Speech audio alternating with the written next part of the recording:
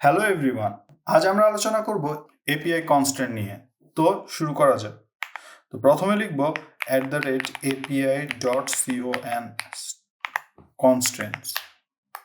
এখন একটা field choice করব, যে ফিল্ডের উপর আমরা আসলে রেস্ট্রিকশন ক্রিয়েট করব। যেমন এখানে ক্লাস দেওয়া আছে ক্লাস 7, স্টুডেন্ট চাইলে ক্লাস বাদ দিয়ে এটা সেভ করতে পারে। তা আমরা আজকে দেখব কিভাবে এখানে রেস্ট্রিকশন দিব।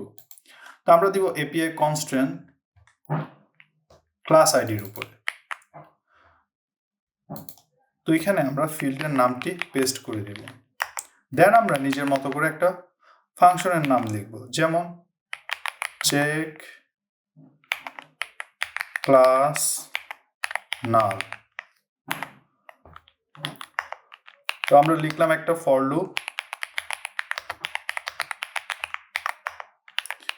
If not record dot class ID. এই নটের মানে হচ্ছে যদি ক্লাস আইডি বলতে কিছু না থাকে সেই ক্ষেত্রে এটি কাজ করবে। তো আমরা এর আগের ভিডিওতে দেখিয়েছিলাম কিভাবে এরর রেজ করে, তো সেটা আমরা এখানে আবার অ্যাড করে দিব। Raise validation error class is required.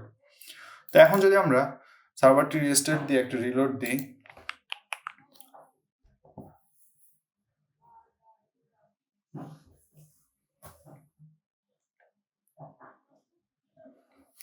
এখন দেখা গেল যে আমরা একটা ক্লাস দিয়ে সেভ করলাম। পরবর্তীতে আমরা যদি এটা কেটে দিয়ে যদি সেভ করতে চাই, তখন আমাদেরকে দেখাবে ক্লাস ইজ রিকোয়ার্ড।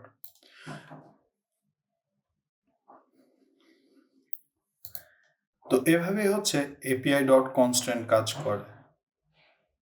ধন্যবাদ সবাইকে।